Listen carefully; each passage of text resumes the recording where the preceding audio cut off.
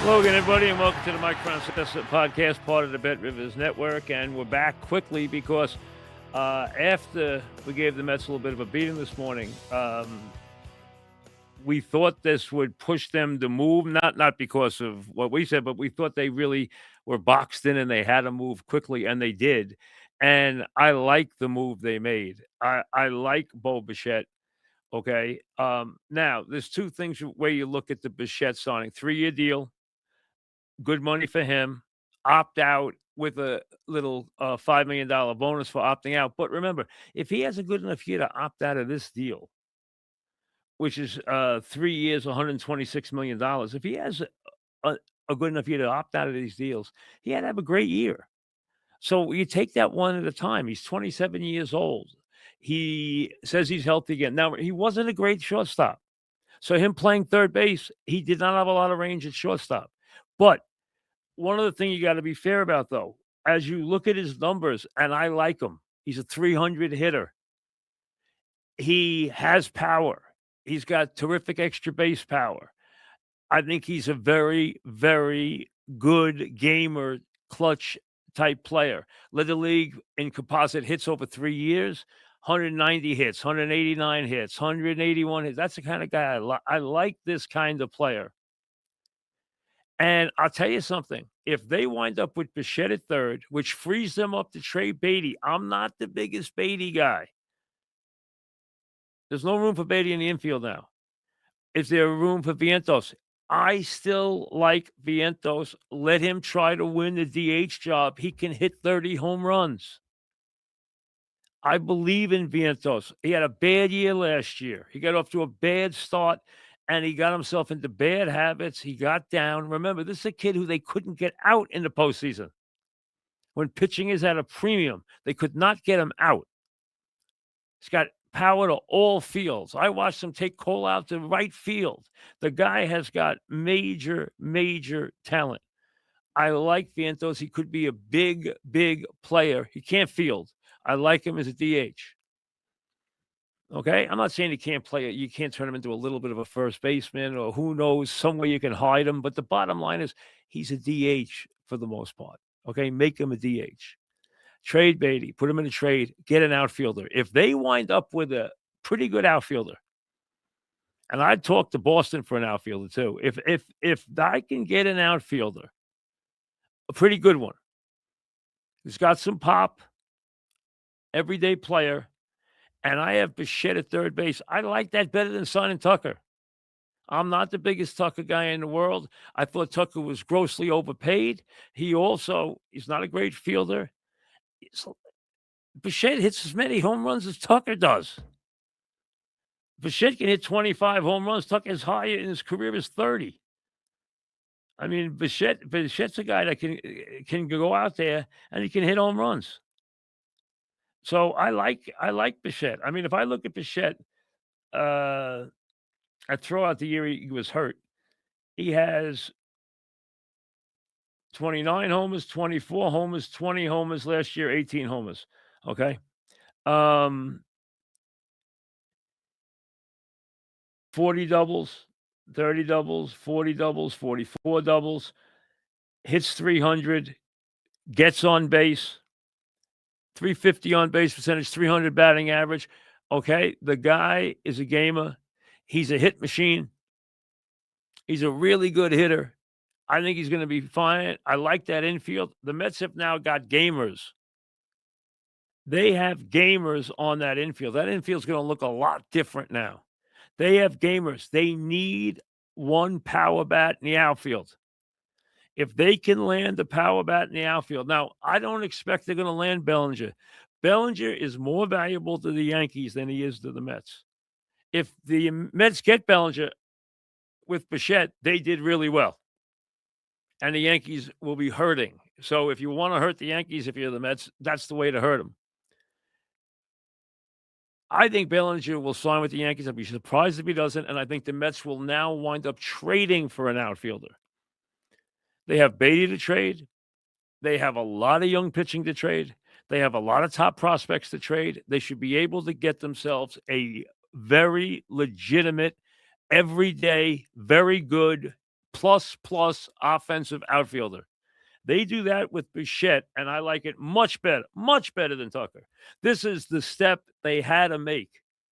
This was the step, and this was a big, big rebound for Cone and for Stearns on a day that started off with egg all over Cone's face. And with Stearns as down as he could possibly be, this was a major, major rebound. And that's what I like. This is what you wanted to see out of Cone. You wanted Cone to react, make a big contract offer, and land one of the big fish. And he did that. So with Bichette and Lindor, that's a hell of a left side of the infield. Ed Simeon, Polanco. Polanco's a gamer. Whether you think he's an everyday slugging first baseman, he's not. I don't even know how much he's going to play first base. They might have somebody else playing first base. He might DH. Who knows? That guy is a player. Simeon's a gamer. Lindor is a gamer. Okay, listen. Lindor's a good, very good baseball player. He's a little too streaky for me, but he's a very good. I love that Bichette is like, you know what? The old idea of get your hit every day. Be a player that gets that hit every day. That's the kind of player you want. The guy goes out and gets his hit every day. He doesn't go 4 for 4, then go 0 for 20. He gets his hit every day. It's 1 for 4, 2 for 4, 1 for 4, 2 for 4, on base twice, on base 3 times. That's the guy, and clutch. And I like this guy a lot. Okay. I want the Yankees to get him. And he's not really, if you have a shortstop, he's not really. Now, he would have been a shortstop with the Yankees. He's not going to be a shortstop with the Mets, which is perfect. And you have Simeon at second, so he's not playing second. He's playing third, which is fine. This works. This is a big, big, big bounce back. Now, finish it off before they go pitching shopping. Finish it off by going to get a legitimate offensive outfielder. Someone that is either on the come as a young player who is on the verge of being a 20, 25 home run athletic outfield. If you got a guy who can steal 30 bases and get 25 homers, fine. If he doesn't steal bases and he hits 30 homers, fine. If he's got pop and he can play in the outfield, fine. Get yourself an everyday outfielder. And with Bichette there now, and Lindor as a switch hitter, with Soto, it can be lefty or righty. It doesn't have to be righty now. Okay, that's a big positive. Big positive. So you got your right-handed everyday star bat. I like this guy. I like him better than Bregman. And plus he's only 27 years old. I like this guy a lot. This to me is a home run. Home run. Absolute home run. I like this move, and if they get a decent outfielder, I like it better than Tucker. I like it better than Bellinger. I like it better than any of those moves. And then they got to go working on the starting pitching. And they have the resources to do that. They have terrific young pitching prospects. They have great prospects in the minors. Listen, we know they're going to turn around and play some of their prospects in the outfield. They believe in that one outfield. If Benj is going to be really great, we're going to see. I don't know if he is or he isn't. We're going to find out. They have a top farm system. We know that. They have big prospects. We know that. They have a lot of work to do in the starting rotation. And yeah, would I love to see them get the closer, the flamethrower of their dreams?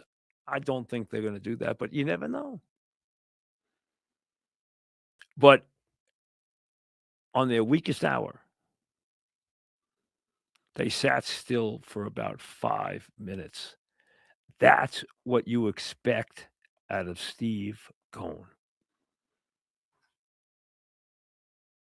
They said, okay. He didn't want $240 million. Get Bichette on the line. Boom. Signed. Boom. Keep moving. Get an outfielder now. Get an outfielder. and they will have really, really done what they needed to do, and then they can start to work on the pitching staff. But as far as this move, I like it, and I like it a lot, and I like it better than Tucker. Now, I'm not knocking Tucker.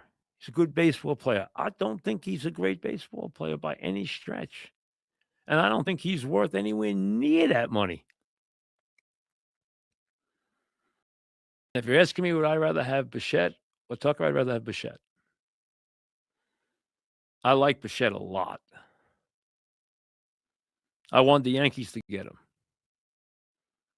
I didn't think the Yankees would. I know the Yankees like Volpe. They don't want to give up on him. I didn't think the Yankees were going to get Bichette. Plus, the Yankees might have found out, which is a distinct possibility, that they don't think that Bichette's got a whole lot of future. As you hit 30, if you're a so-so shortstop, you wind up going to a corner. They all do. Only the real shortstops stay at shortstop. This guy was destined to go to a corner anyway, or to second. But a lot of people talked about him going to second, but I think third makes more sense because they don't have to deal with range. And Simeon's really good second baseman, really good. And the Mets will have a different quality player with Polanco, with Simmons, with Bichette. I like that a lot. Now get the right outfielder. This was a big, big, big bounce back for Conan Stearns. Underlying big with a capital Bichette. Big move, good move, strong move, terrific bounce back. Sign up for the Mike Francesa newsletter. You'll get exclusive content, contests, podcasts. Go to MikeFrancesa'Podcast.com and sign up. I'd like to come back and do an outfielder. Let's see if we can have that kind of day. We'll see you later.